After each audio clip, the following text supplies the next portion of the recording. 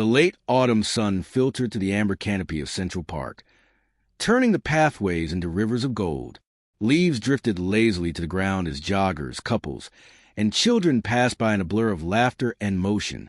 Amid the gentle hum of the city's heart, Victoria Chambers sat alone on a weathered park bench, her posture composed but her mind far from peaceful.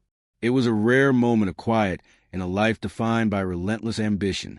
At 37, Victoria was the founder and CEO of Chambers Media Group, a multi-million-dollar empire that had made her one of New York's most influential women.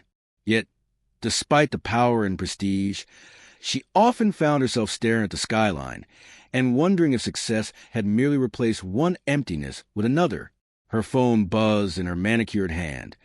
Another email, another investor inquiry, another reminder of how every moment of her life belonged to someone else's demand. She sighed, rubbing the bridge of her nose. For once, she wanted the world to stop spinning. Then a small, hesitant voice interrupted her solitude. "Excuse me, pretty lady." Victoria blinked, lowering her phone. Standing before her was a little girl, no older than 3 or 4. Her golden curls shimmered in the sunlight, framing a round face full of innocence. She wore a pink dress with white stockings and a soft cardigan, and she hugged a threadbare teddy bear as if it were her greatest treasure. But what caught Victoria completely off guard, what made her breath falter, was the locket around a child's neck, a delicate gold oval engraved with an intricate rose pattern. Her heart stopped. That locket wasn't just familiar. It was hers. She had given it away 5 years ago, in a moment that had split her life into before and after. "Hello," Victoria managed, her voice trembling. "Are you here with someone?" The girl smiled and pointed toward a nearby bench, where a young woman sat watching them. "A nanny, by the looks of it." "That's Miss Sarah. But I wanted to talk to you, because you look sad. Mommy says we should make sad people feel better." Victoria's throat tightened. "That's very kind of you," she said softly. "What's your name?" "I'm Emma," the girl announced proudly. "I'm 3.5 years old." "What's your name?" "I'm Victoria." She forced a small smile. "That's a beautiful necklace, Emma." Emma touched the locket gently, her tiny fingers tracing the rose. "My mommy gave it to me before she went to heaven," she said matter-of-factly. "Daddy says it was very special, that it was a gift from someone important." She looked down at it reverently. "I wear it every day so Mommy can be close to me." Victoria's breath caught, her vision blurred. 5 years ago, terrified and alone, she had done what she thought was best. At 29, she was building her company from scratch, abandoned by the man who had promised to love her, and certain she couldn't raise a child alone. She had given her newborn daughter up for adoption, closed, final, anonymous. But she tucked that very gold rose locket into the baby's blanket, praying it would carry some piece of her love with it. She hadn't known where her daughter went. Until now. "Emma, sweetheart," Victoria whispered, her voice barely steady. "Where's your father?" "He's coming," Emma said cheerfully. "He went to get my toy from the car." She hesitated, then looked up with a hopeful expression. "Can you be my mommy for just one day?" Victoria froze. "I mean," Emma continued shyly, "Daddy gets sad because I don't have a mommy. And I get sad too. But maybe if you were my mommy just for today, we could all be happy together." The innocent words pierced through the wall around Victoria's heart. Before she could respond, a deep voice called out, "Emma?" A man approached, tall, in his late 30s, with dark hair and a rugged, kind face. He was dressed simply, in jeans and a sweater, but his presence was grounded, warm. His expression was more concerned than angry. "I told you not to bother strangers," he said gently, taking Emma's hand. "I'm so sorry, miss. She's very friendly and doesn't always understand boundaries." Victoria stood, offering a polite smile, but when the man's eyes met hers, the world seemed to tilt. He froze, staring at her as though he'd seen a ghost. "Victoria," he said at last, his voice barely audible. She blinked in confusion, and then recognition dawned. Andrew Chun. They had worked together briefly, years ago, before she left the corporate world to start her own company. She hadn't seen him since. But how? Her eyes drifted to Emma. The necklace, the age, the timing. Her voice caught. You adopted Emma. Andrew looked from Victoria to the locket, realization spreading slowly across his face. You're Emma's birth mother. For a long moment, neither of them spoke. Emma's curious eyes darted between them. You know each other? Andrew knelt to her level. Sweetheart, why don't you go play with Miss Sarah for a bit? Daddy just needs to talk to this lady. Okay, Emma said, skipping off with her teddy bear. When she was gone, the two adults sat down on the bench, a careful distance apart, both visibly shaken. My wife and I adopted Emma when she was 3 days old. Andrew began quietly. The agency said her birth mother was young, scared, and wanted a better life for her baby. They gave us the locket with instructions to keep it safe until she was old enough. Victoria nodded wordlessly, her eyes fixed on the ground. My wife, Rebecca, loved that locket. When she was diagnosed with cancer 2 years ago, one of the first things she did was place it around Emma's neck. She said it belonged there. His voice broke slightly. Rebecca passed away 6 months later. Victoria covered her mouth, tears spilling freely. I'm so sorry. I never knew. I didn't know who adopted her. If she was happy, if she was loved. She was, Andrew said softly. She is. Rebecca. And I loved her from the moment we held her. But after losing Rebecca, it's been hard. Emma asks about her mommy every day, and I never know what to say. Victoria turned to him, her heart heavy. When I gave her up, I thought I was doing the right thing. I had nothing, no family, no money, no partner. I told myself I was being selfless. But every night for 5 years, I've wondered if she was okay, if she was warm, if she was loved. She swallowed hard. I built this empire, but it means nothing, because I gave away the only thing that truly mattered. Andrew was quiet for a long time. Then, almost reluctantly, he said, Emma asked you to be her mother for 1 day. What if, he hesitated, what if it was longer than that? Victoria's head snapped toward him. What? He met her eyes. I've been raising Emma alone for 18 months.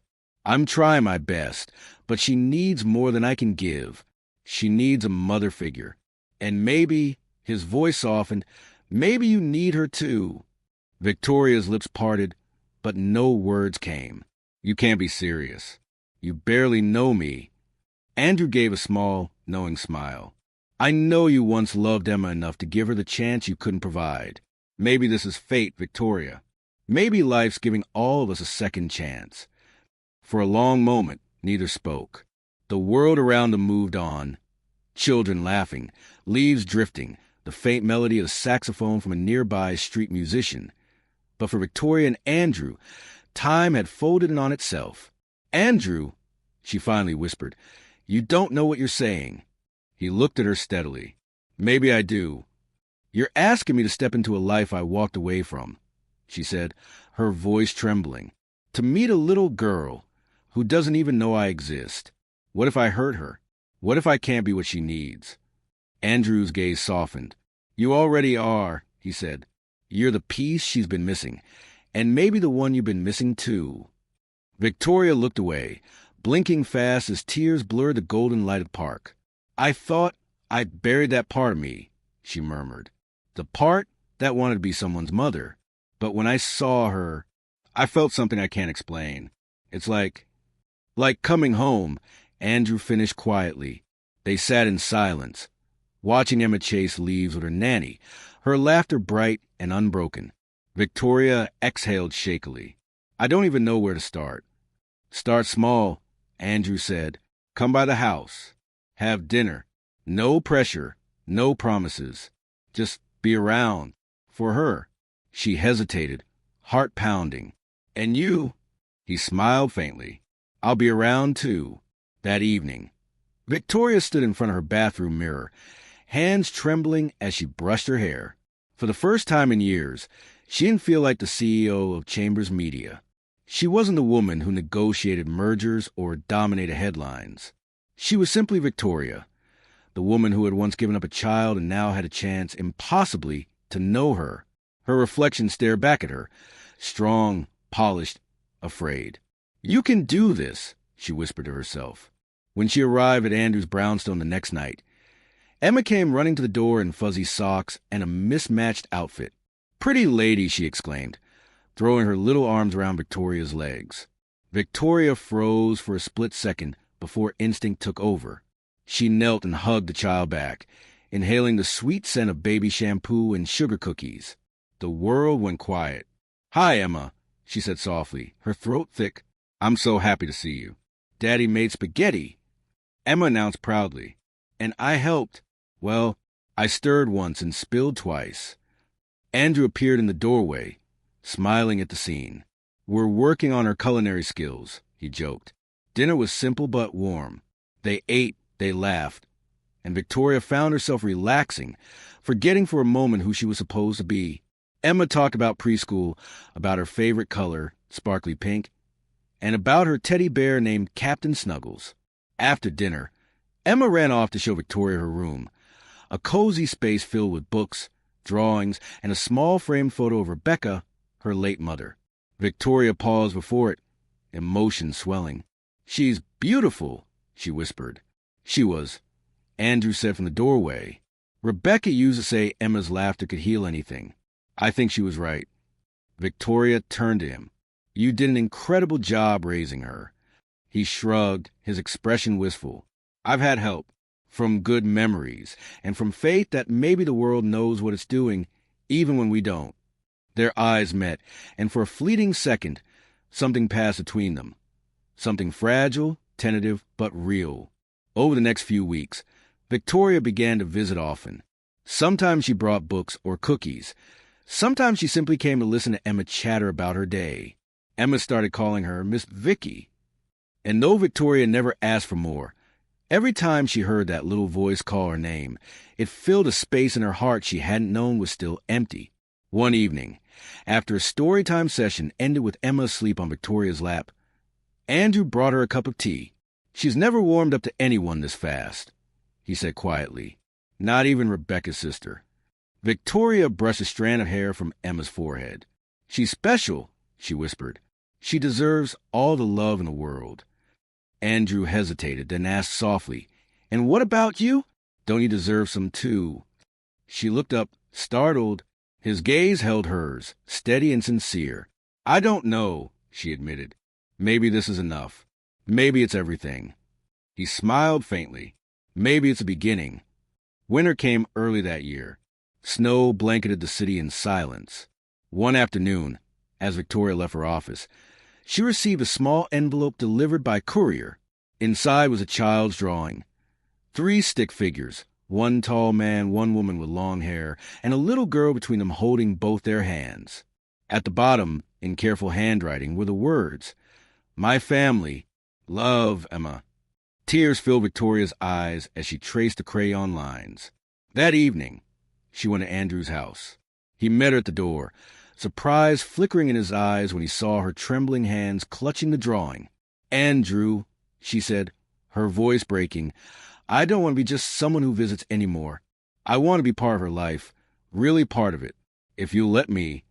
Andrew stepped closer, emotion thick in his voice.